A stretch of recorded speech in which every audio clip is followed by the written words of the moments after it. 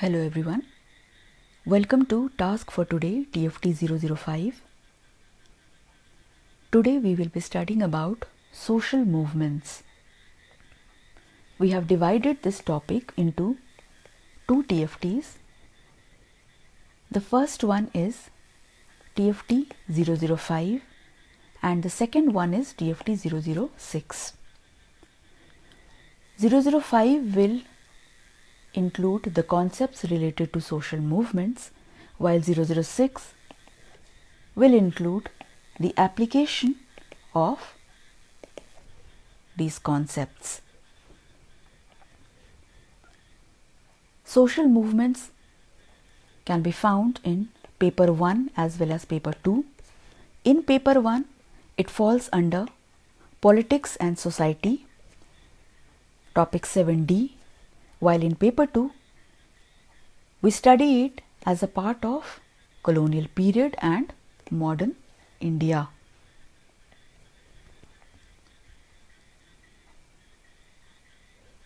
Social movements comes under the topic of politics. A political setup of a nation includes the government or the state.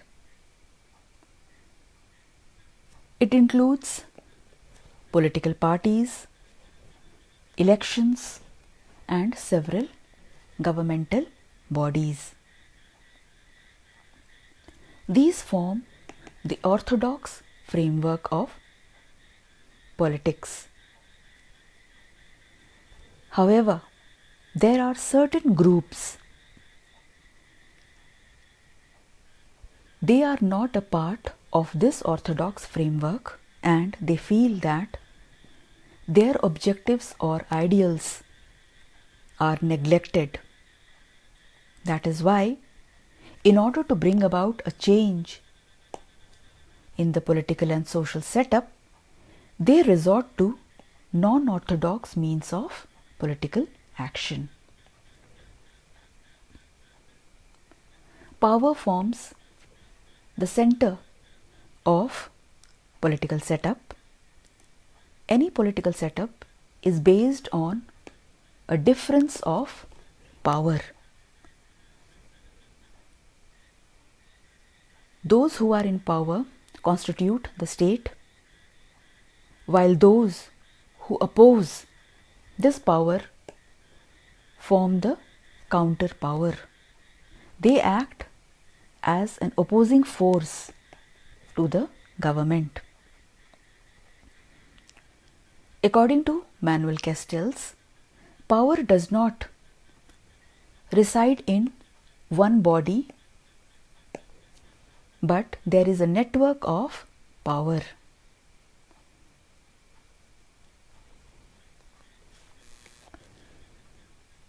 This network could be formed because of several bodies which are powerful.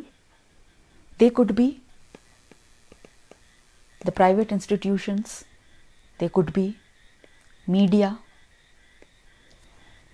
they could be commercial institutions. The counterpower tries to break this network of power. This is because they feel excluded from the major decision-making body. They feel that they lack power and they are unable to carry out their interests. There are two ways in which they try to influence this setup of power. The first one is through legitimate means like protests and campaigns. The second one is through terrorist activities where they try to disturb the network of power, like in the 26/11 attacks, they try to destabilize the economy of the nation. There are several forms of non-orthodox political action, starting from milder forms like protest and agitation We have social movements which are persistent and they are most common. There are also collective actions like riots, and the extreme form of social action or collective action is revolution. Revolution is far-reaching and widespread in its impact. It leads to the overthrow of the socio-political setup or order, and it often involves violence. Revolution or revolutionary activities are rare and occur infrequently. Among all the collective actions, there are two terms which confuse the students. One is protest and second one is movements. The protests could be either planned or unplanned. When they are unplanned, people start protesting because of sudden provocation. They might be displeased by certain actions of the government. Protests could also be planned as a tool of social movement. Some social movements also start in the form of protest, and with time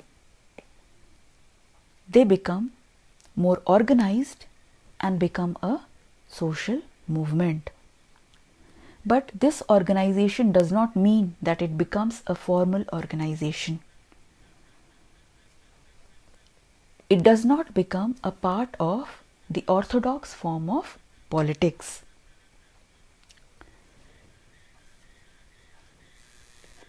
A social movement can become a part of the orthodox form of politics only when it has achieved its goal.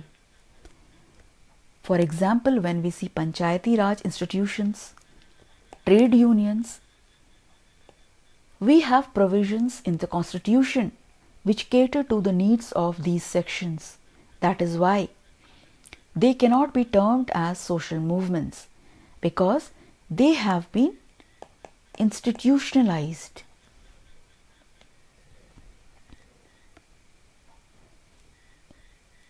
In any society, in a growing society, it does not remain stagnant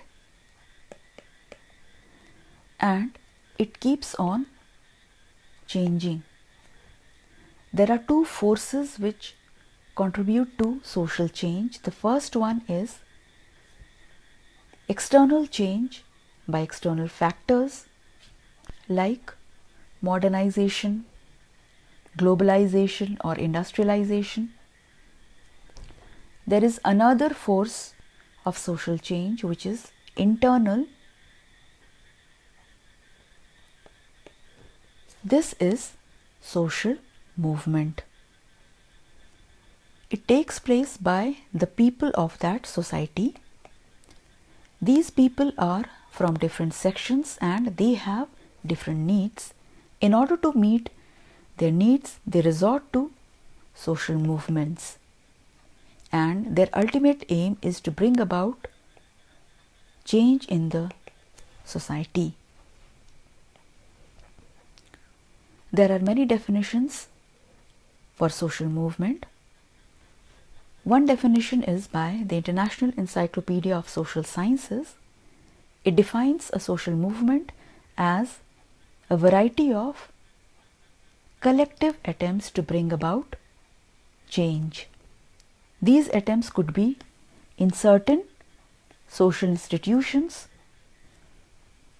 or to create social order, a new social order, and there is a group which shares this demand.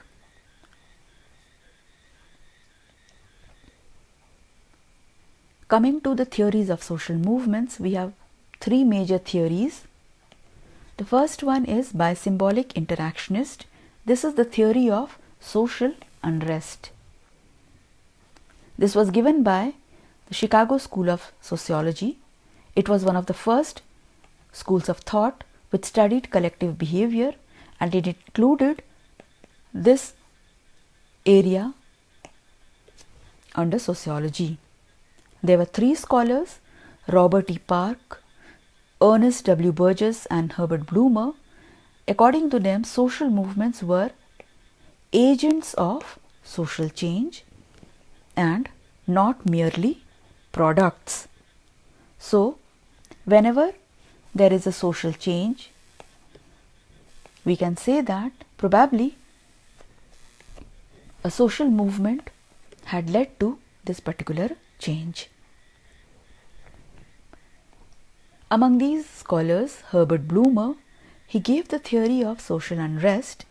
He defined social movement as collective enterprises to establish a new order of life. And the origin of social movement was unrest.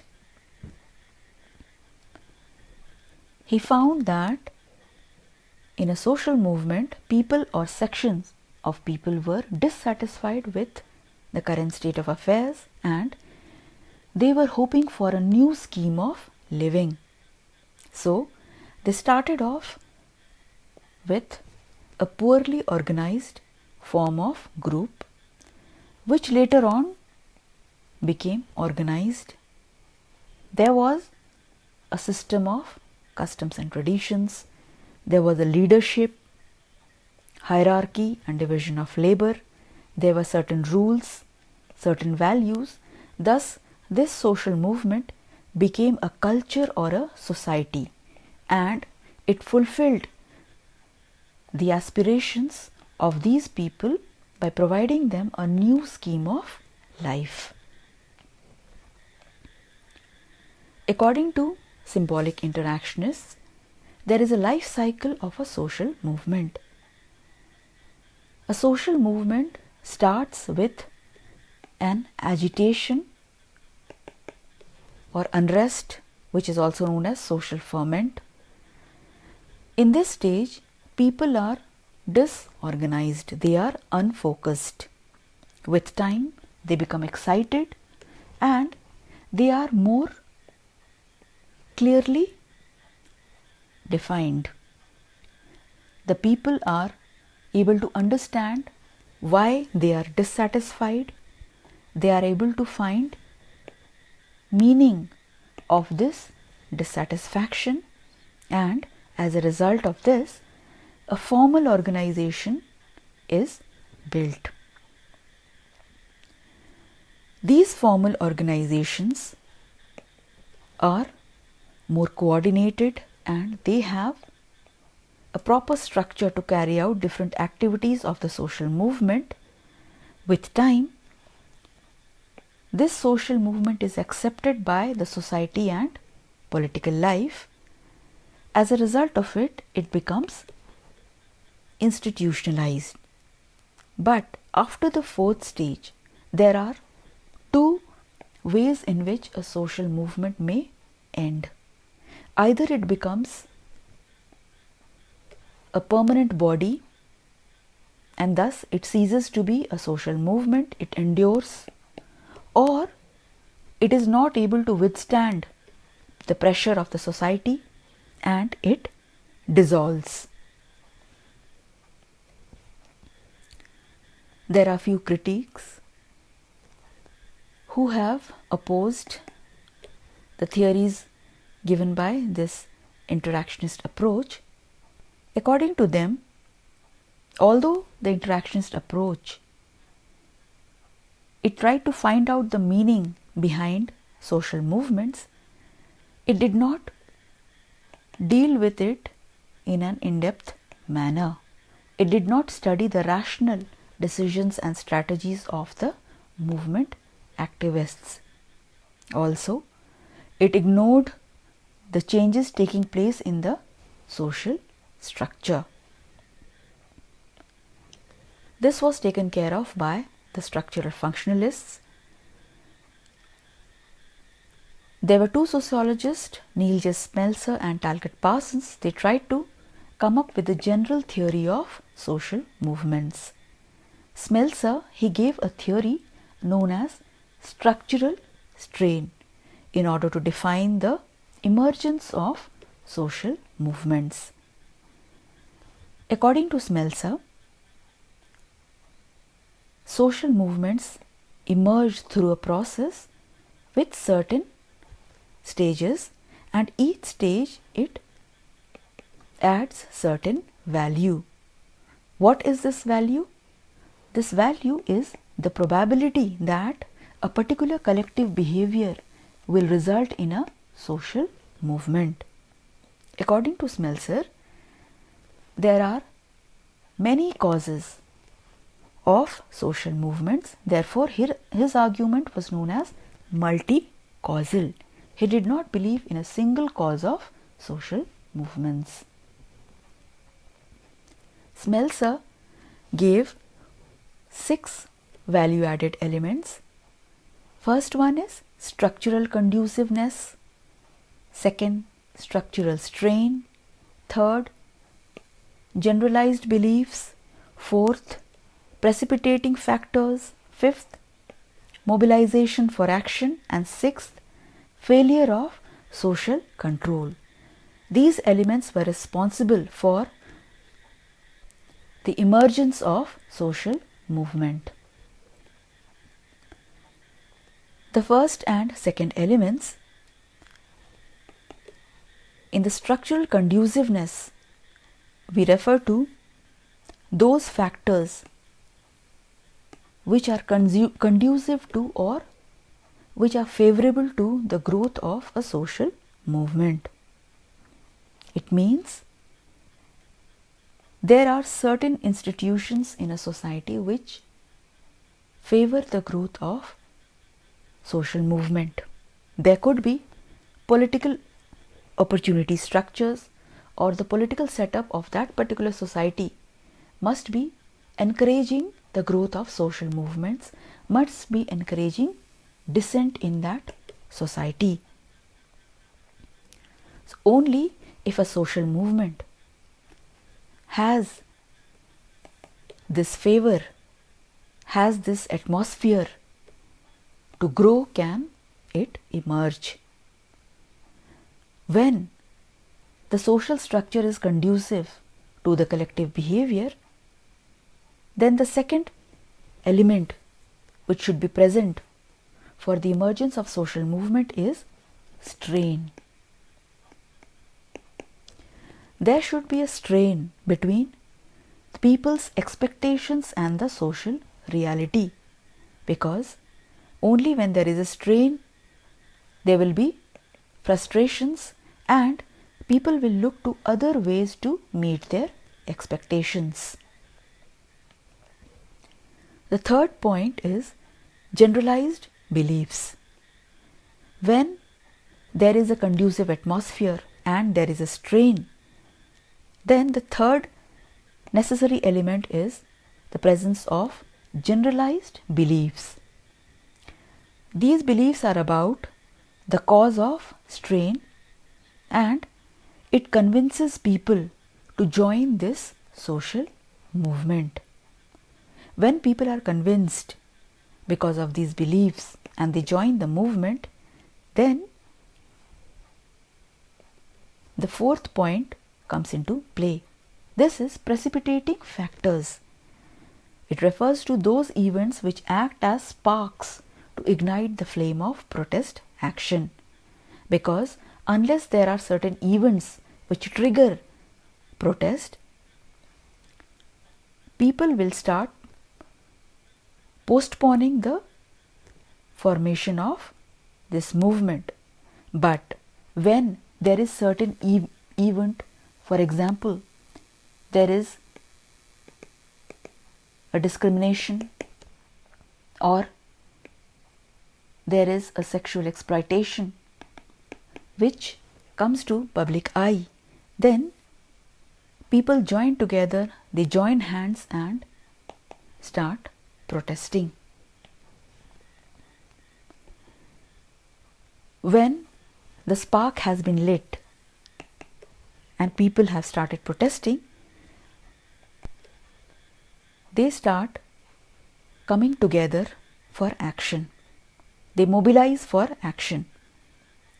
And in this phase, there are some people which take the responsibility of communication via different social networks, and they try to spread the message of this social movement. The purpose is to bring more and more people in their social movement. The sixth or the final stage in the emergence of social movement is the failure of social control. By social control, we are referring to the authorities. Here, the authorities play a major role in either encouraging or prohibiting a social movement. Sometimes the authorities, they overreact and they strongly oppose social movement, but it backfires and it encourages other people to support the movement. And finally, the social movement emerges. The structural functionalist approach also has certain critiques. Smelser believed that there were certain generalized beliefs which were responsible for the emergence of social movement, and indirectly he meant that individuals, they could be motivated to start social movements for irrational reasons, and they could be having certain ideal picture in their mind because of which they would be joining social movement. And Smelser also said that these social movements are unusual or marginal, but his critics had a different point of view. According to them, the activists, they were not involved because of irrational reasons, but they were rational actors who weighed the costs and benefits of their actions. Also, social movement was not marginal, but it was part and parcel of social life. The third point was that this approach, this theory of social movement was structural functionalist in orientation, and it made the use of AGIL model of Talcott Parsons, and it saw the social movement as performing the adaptive function during periods of rapid social change. When there is a rapid social change, then people may become clueless, they may find it difficult to adapt to the situation. In this scenario, social movements come to the aid of these people, and it keeps these people focused or give a direction to these people. But this point was attacked by the critics because they did not favor Parsons' approach. The third theory is resource mobilization theory. According to this theory, in a capitalist society, in a modern society, there is always a discontent among sections of the public. So, there is always some kind of social unrest. Then, if a society is always in a state of unrest, then why social movements emerge only at certain times? This was the question which was put forward by the practitioners of resource mobilization theory. Their question was, what turns chronic discontent into effective mobilization and social movement? What is the triggering factor which converts chronic discontent into a social movement? What was the factor? What was the deciding factor? So according to RMT, only political dissatisfaction is not enough to lead to a social movement or to bring about social change. Then what was the other factor? The other factor was resources. According to RMT, without resources, only dissatisfaction cannot lead to social movement. So, the social movement is like a social movement industry or an economy. There are different players known as social movement organizations.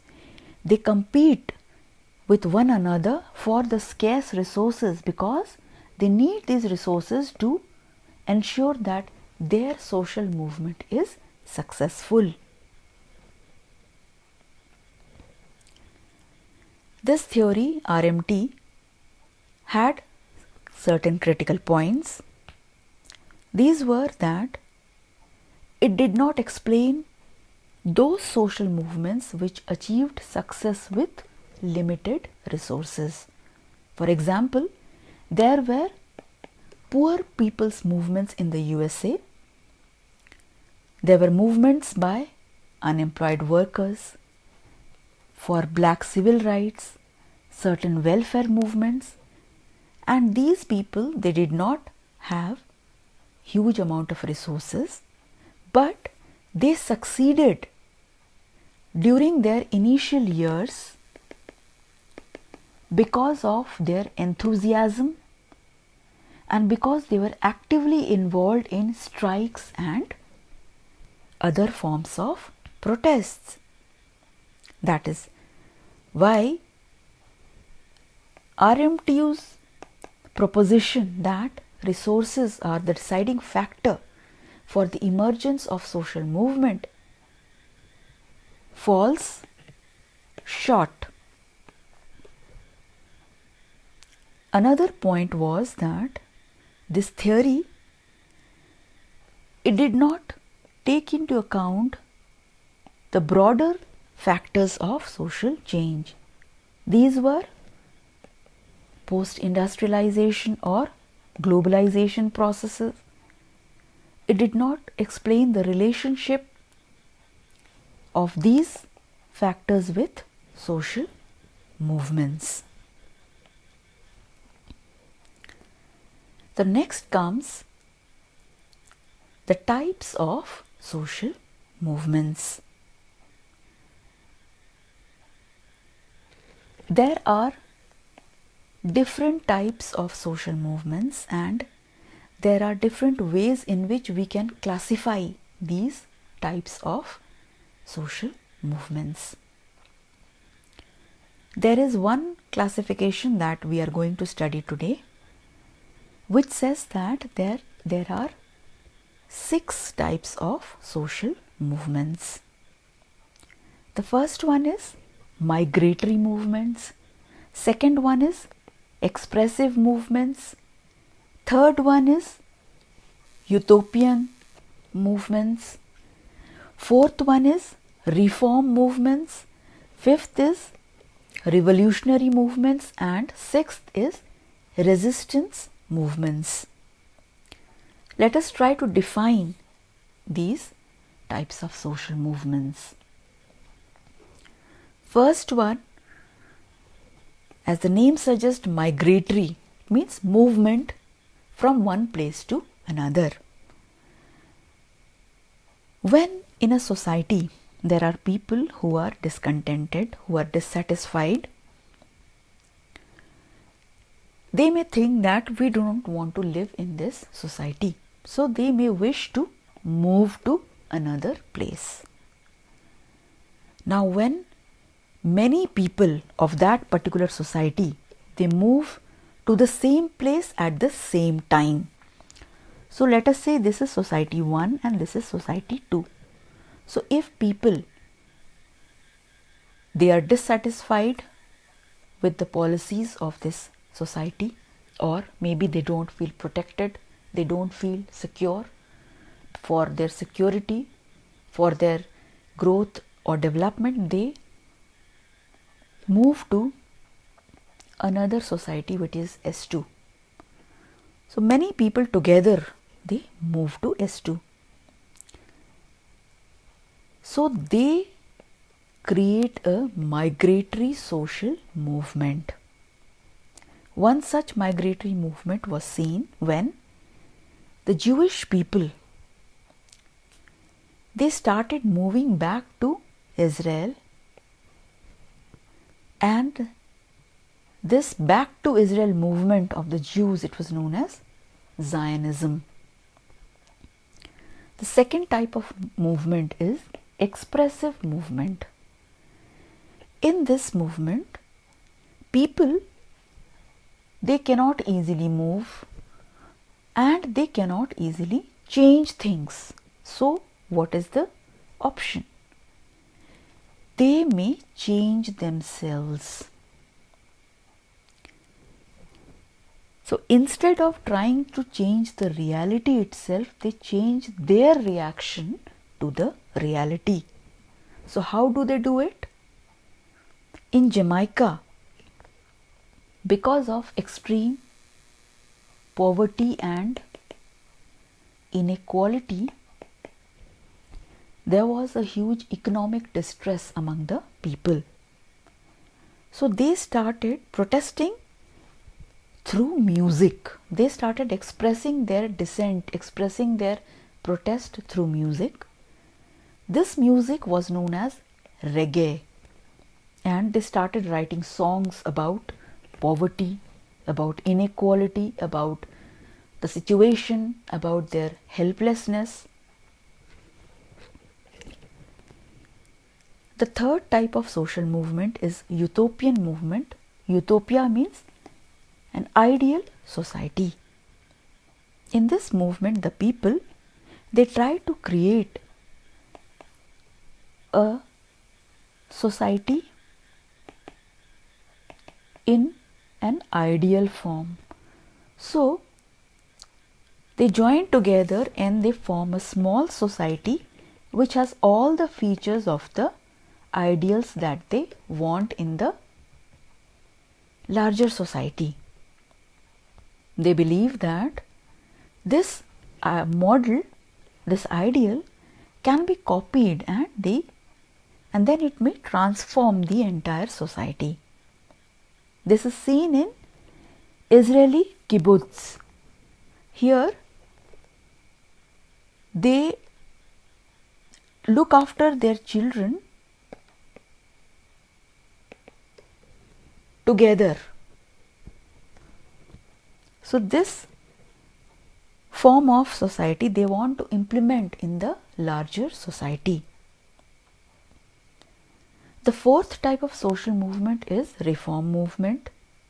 As the name suggests, they want to reform or bring changes to some elements of the society. So here they attempt to improve the society without greatly changing its basic social structure. So they want to change only some elements or some features of certain social institutions only. They are not looking for a change in the basic social structure. This is common in democratic societies. It is not allowed in totalitarian societies where dissent is not tolerated. Some movements are by environmentalists or the feminist school of thought. The fifth type of social movement is revolutionary movement. As the name suggests, a revolution, so it is a sudden, sweeping and usually a violent change in the social system. They oppose reformers because they believe that the present system cannot bring any significant reform. So they have lost faith in the existing social system, and that is why they want to dismantle or overthrow the existing social system. This was seen in the American, French and Russian revolutions. Finally, the sixth type of social movement is resistance movement. In this movement, people favor the status quo and they resist the social and cultural changes taking place in the society. For example, when there was a law for legalizing abortion, then certain sections of the society, they opposed this move. These were those who were pro-life, or those who believed that the fetus was also a living body and that is why it could not be killed. And they protested against legal abortion. As a summary, we can see that social movement is a type of non-orthodox political action. Its aim is to bring social change, and it is mainly as a result of discontent in the society. It goes through a life cycle and it finally endures or it dissolves. There are different types of social movements.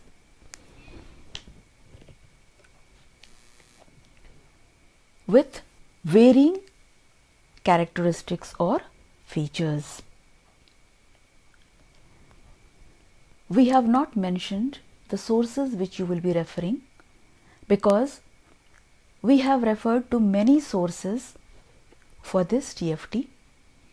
Therefore, for the time being, we would like you to go through the TFT that we have just shared, go through the pointers which are mentioned in the TFT, and if you have any doubt, please post your query in our group Brainstorming Sociology. The next TFT we would like to share on 16th or 17th August. It would be the application of today's TFT, which is TFT 05. TFT 006 will be Social Movements Part 2, and it will deal with the movements which were prevalent during the colonial period and in modern India. So, we would like to thank you for being patient, for watching this lecture, and we hope we have been able to clear your doubts regarding social movement. Still, if you have any doubt, please post your query in our group, and please subscribe to our channel